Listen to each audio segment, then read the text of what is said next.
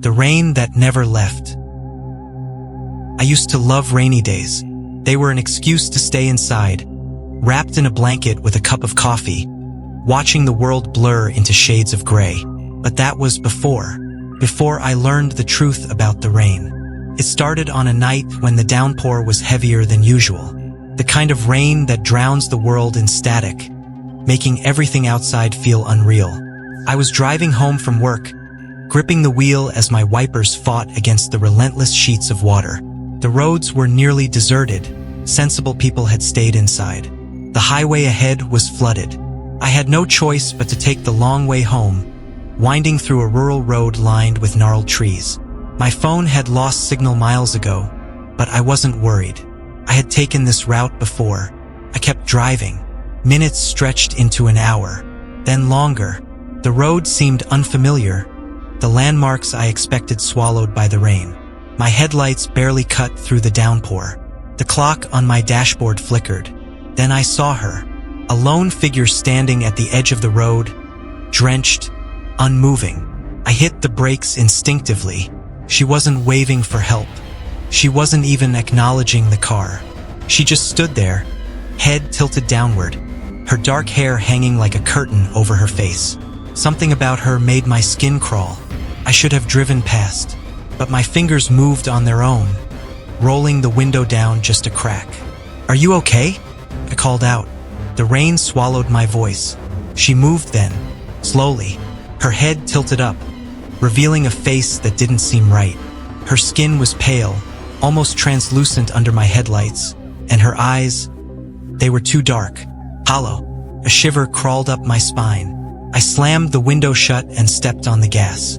As I sped away, I checked the rearview mirror. She was still standing there, exactly where I had left her.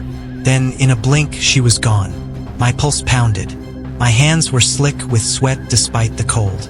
I forced myself to focus on the road, trying to push away the unease gnawing at me.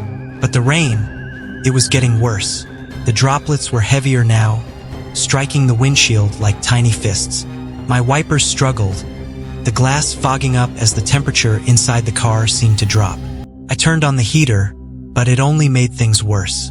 And then I heard it, a soft, rhythmic tapping, not from the rain, from inside the car. My breath caught in my throat. I didn't want to look. Every nerve in my body screamed at me to keep driving, to ignore it. But I turned my head. A handprint, a single, wet handprint on the inside of my windshield. I jerked the wheel. The car skidded, tires slipping against the slick road. I barely managed to regain control before slamming into a ditch. My heart was hammering so hard I thought it would burst through my ribs. I didn't stop. I didn't check the back seat. I just kept driving. And then, I saw her again, standing in the middle of the road. I screamed, swerving violently to avoid her. The car spun out of control, the world tilting, headlights flashing across the trees before everything went black. I woke up to silence. The rain was gone. The car was still, engine dead, the dashboard clock frozen at 3:33 a.m. I sat up, dazed, a dull ache pounding in my skull. The windshield was intact. The road was dry, no sign of the woman. Had I imagined everything? Then I saw the water. A puddle had formed on the passenger seat. A slow, deliberate drip echoed in the silence. Drip, drip, drip. I turned my head, fear creeping up my spine. The rearview mirror reflected something wrong. A figure sitting in the back seat, soaking wet, smiling. The rain began to fall again. The rain that wouldn't stop. I used to love the rain, the way it made the world feel softer, quieter.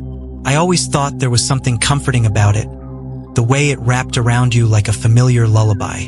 But that was before the night the rain wouldn't stop. Started with a storm, unexpected, fierce. I was driving home from a weekend at my parents' house, a 2-hour trip that should have been uneventful. But the moment I pulled onto the highway, the first drops splattered against my windshield. Within minutes, the light drizzle turned into a torrential downpour, the kind that blurred the road and swallowed the world in a haze of gray. I flicked on my wipers, but they barely helped. The rain came down in thick, heavy sheets, distorting everything outside. The headlights of passing cars stretched into long, ghostly streaks. The road beneath me felt slick, unsteady. And then I saw the detour sign, bright orange, reflective in my high beams, standing at the mouth of a smaller road veering off into the woods. The highway ahead was completely flooded. I had no choice but to turn. I took the detour. The road was narrower, flanked by dense trees on either side. The rain pounded against my car like thousands of tiny fists. My hands tightened on the wheel as I leaned forward, trying to see past the cascading water. The GPS had lost signal. The road signs were unreadable in the storm. I kept driving. Minutes passed, then an hour. The road twisted and turned, but I never seemed to find my way back to the highway. My fuel gauge inched lower. The trees on either side of the road felt like they were closing in. And then my headlights illuminated something in the rain. A figure, standing motionless in the middle of the road. I slammed on the brakes. The tires skidded against the wet pavement, and my heart lurched into my throat. The figure didn't move. It was a woman. She stood barefoot in the downpour, her soaked dress clinging to her body. Long, dark hair hung over her face, her arms limp at her sides. Her skin was pale, too pale, almost luminescent under my headlights. I hesitated. She wasn't waving for help. She wasn't moving at all, just standing there. I rolled my window down slightly, the cold rain immediately rushing in. "Are you okay?" I called. My voice sounded small against the storm. She didn't answer. I gripped the wheel, heart hammering. Something about her made my skin crawl. The way she stood so unnaturally still, as if she weren't affected by the wind or rain. I checked my phone. Still no signal. When I looked up, she was closer. I hadn't seen her move. A sharp, primal terror stabbed through me. My foot slammed on the gas. The car lurched forward. For a split second, I thought I had hit her. But when I looked in the rearview mirror, the road was empty. She was gone. The rain pounded harder. I kept driving, my hands trembling against the wheel. I needed to get out of here. Then my headlights flickered. The engine sputtered. The car slowed, then stopped. I turned the key in the ignition. Nothing. Just the sound of the relentless rain drumming against the roof. I was stranded. I reached for my phone again. Still no signal. The screen was wet from the rain slipping through the open window, my fingers shaking as I tried to refresh the map. And then, a soft knock, my breath hitched, came from the passenger side window. I turned my head slowly, dread pooling in my stomach. She was there, the same woman, standing just outside my car, her face obscured by the rain-streaked glass. But I could see her lips moving. She was whispering something. The knocking came again, louder, insistent. I locked the doors. She stopped knocking. Slowly, she tilted her head, pressing her palm flat against the window. Her fingers were impossibly long, her nails dark and cracked. Then she smiled, a slow, unnatural stretch of her lips. Her teeth were black. Couldn't breathe. The rain inside the car intensified. Water dripped from the ceiling, pooled at my feet, soaked through my clothes. I was drowning. The rain was filling the car, rising fast, suffocating me. I thrashed, tried to open the door, but it wouldn't budge. My chest burned, lungs screaming for air. Through the water, I saw her, still standing outside the car, watching, smiling. Darkness took me. I woke up in my car. The rain had stopped. The road was dry. The trees were still. But I wasn't where I had been before. I was parked in front of my apartment complex. My keys were still in the ignition. My phone sat in my lap, the screen glowing with a single notification. Missed call, unknown number. I checked the time. Hours had passed. I stepped out of the car, my legs weak. My clothes were bone dry. There were no signs of rain anywhere, as if the storm had never happened. But as I turned toward my building, I froze. In the reflection of my car's window, just behind me, she was there, still smiling, and the rain began to fall again. The rain that followed.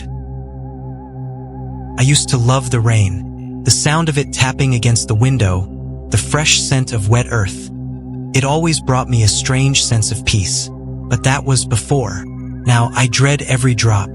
It started on a night like any other, during one of those storms that seemed to come out of nowhere.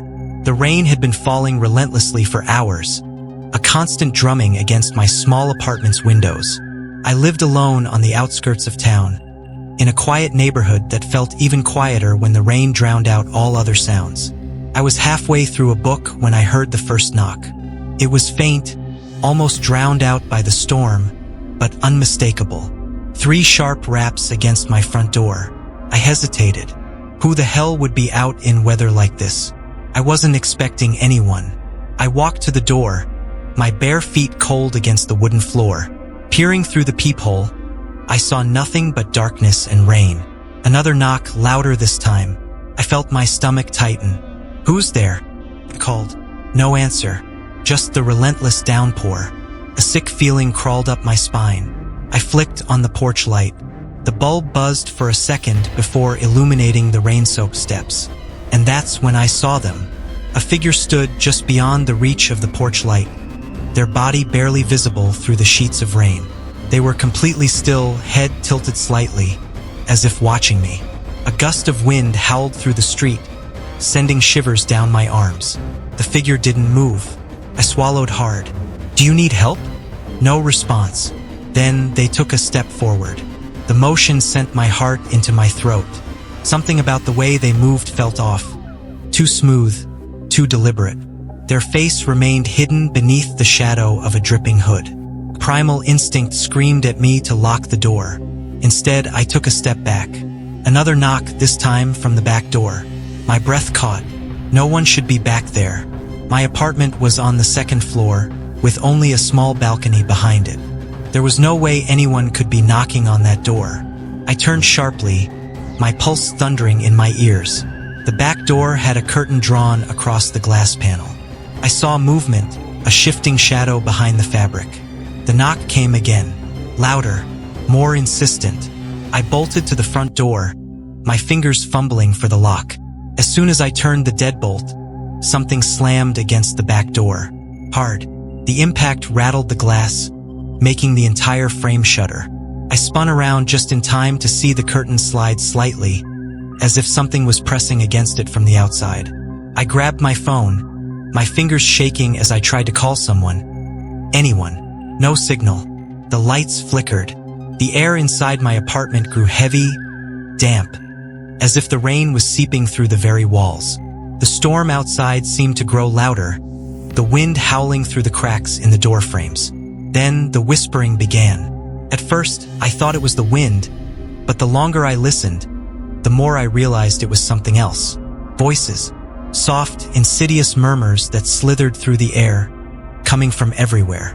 The whispering grew louder, overlapping, drowning out my own frantic breathing. I pressed my hands against my ears, but it didn't help. The voices weren't just around me. They were inside me. Let us in. I squeezed my eyes shut, my chest tightening with panic. This wasn't real. Couldn't be real. A sudden, deafening bang shook the entire apartment. I opened my eyes just as the front door burst open. The figure stood in the doorway now, the rain behind them falling in unnatural sheets. The light from the hallway flickered wildly, casting their face into shifting shadows. And then I saw it. Their hood slipped back slightly, revealing something that wasn't human. A face too long, too stretched, with hollow, leaking eyes that glowed with something dark and bottomless. Their mouth, if you could call it that, was wrong, twisted in an expression that looked like pain and hunger all at once. And then they smiled. I stumbled back, my legs barely working. The air was suffocating now, thick with the scent of wet decay. The rain poured harder, the lights went out, and the whispering turned into laughter. The last thing I remember was the sound of my own scream, swallowed by the storm. I woke up in the rain, not inside my apartment, not anywhere familiar, just standing in the middle of an endless downpour, the sky above me swirling with black clouds that churned like something alive. There were others around me, dozens of them, figures standing motionless in the rain, their faces hidden beneath hoods that dripped with endless water. I wasn't cold. I wasn't even wet. The rain wasn't touching me anymore. And then, as I turned, I saw myself, standing at the threshold of my apartment, staring out into the rain with wide, empty eyes. I raised my hand. My reflection did not. The whispering returned, no longer outside. It was inside me now, and I finally understood. The rain had been calling me all along, and I had finally answered. The rain never stops. I've always loved the rain. There's something peaceful about it. The rhythmic tapping against the windows, the scent of wet earth, the way it washes everything clean. But that was before the storm, before I learned that some rain never stops, and some things should never be washed away. It started on a Wednesday. I remember because I had just finished a miserable day at work and was looking forward to doing absolutely nothing for the rest of the evening. As I stepped outside, I noticed the sky had darkened prematurely, thick storm clouds rolling in like an approaching tide. The air was heavy, electric, carrying the scent of impending rain. By the time I got home, fat raindrops were already splattering against the pavement, sending ripples through the puddles forming along the street. I lived alone in a small house on the outskirts of town, surrounded by nothing but open fields and a line of dense trees in the distance. It was quiet, secluded, the way I liked it. I locked the door behind me, kicked off my shoes, and settled in for a night of listening to the storm rage outside. But as the rain picked up, something about it felt off. It wasn't just the sound. It was the way it hit the house, harder than it should have, like thousands of tiny fists pounding on the walls and windows. The wind howled, rattling the glass, and I could swear I heard something else beneath it. A whispering sound, just barely audible over the storm. I shook it off, convincing myself it was just my imagination. Storms had a way of playing tricks on the mind. But then the lights flickered. A sudden chill ran through me as I reached for my phone. No signal. That wasn't unusual during heavy storms, but it still sent an uncomfortable shiver down my spine. I glanced at the windows. Water streamed down the glass in thick, unnatural rivulets, like something was pressing against them from the other side. Then came the first knock. A soft, deliberate tap against the front door. I froze. It was nearly midnight, and I lived too far from town for anyone to just be passing by. My mind raced through possibilities. Maybe a stranded traveler? A neighbor in trouble? But deep down, something told me not to answer. The knock came again, louder this time. I swallowed hard, my throat dry despite the damp air. Slowly, I approached the door and pressed my eye to the peephole. Nothing. No one was there. I stood there for what felt like an eternity, heart hammering against my ribs. I told myself it must have been the wind, a branch or debris from the storm. But as I turned away, the knock came again, this time from the back door. My blood turned to ice. There was no way, no time for someone to have moved from the front to the back that quickly. I spun around, staring down the dark hallway leading to the kitchen, where the back door stood. A shadow moved past the window. Not the wind, not a branch. Someone or something was outside. The rain pounded harder, drowning out the sound of my breathing as I took cautious steps toward the back door. My hands trembled as I reached for the handle, but something in me screamed, "Don't open it." I hesitated, pressing my ear to the wood. First, nothing. Then the whispering. Low, insidious murmurs, like dozens of voices speaking at once just beyond the door. The sound slithered into my ears, into my skull, making my skin crawl. I couldn't understand the words, but they felt wrong. Ancient, hungry. I stumbled back, heart hammering, and reached for the nearest object, a kitchen knife. I wasn't going to open that door. The whispering stopped. For a long, agonizing moment, there was only the sound of the rain. And then, bang, the whole house shook as something slammed against the back door. I choked on a breath, my grip tightening on the knife. Another bang, this time harder, the door visibly shaking. I ran. I didn't care if I looked insane. I didn't care about the storm. I needed to get out. I grabbed my car keys and bolted toward the front door, yanking it open, and stopped cold. The world outside was wrong. The rain didn't fall naturally anymore. It moved sideways, upwards, in impossible directions, as though gravity had forgotten its purpose. The street outside my house was gone. Just an endless expanse of water stretching into the darkness, the rain hammering against its surface. And in the middle of it stood a figure. At first, I thought it was a person, tall and unmoving. But as the lightning flashed, I saw its shape wasn't human. It was long, twisted, its limbs too thin, its fingers stretching into the rain like roots seeking water. It had no face, only a smooth, featureless void where eyes should have been. And then it took a step toward me. The whispering returned, louder this time, wrapping around me like a noose. The door ripped from my grasp and slammed shut. I stumbled back, gasping, clutching my chest as the whispers filled the house. I don't remember much after that. Only the overwhelming sense of drowning, of being pulled down into something endless and dark. The rain never stopped, not even when the sun should have risen. And now I'm here. I don't know how long it's been. The storm still rages outside, the rain still pounding against the windows, the whispers still crawling through the walls. My phone never works. My lights flicker constantly. And when I look outside, there's nothing but water stretching forever. I think the house isn't in the real world anymore. I think the rain took me somewhere else. And worst of all, I think I'm not alone. Because sometimes at night, I hear the knock at the door again. And I know if I open it this time, I won't be here to close it.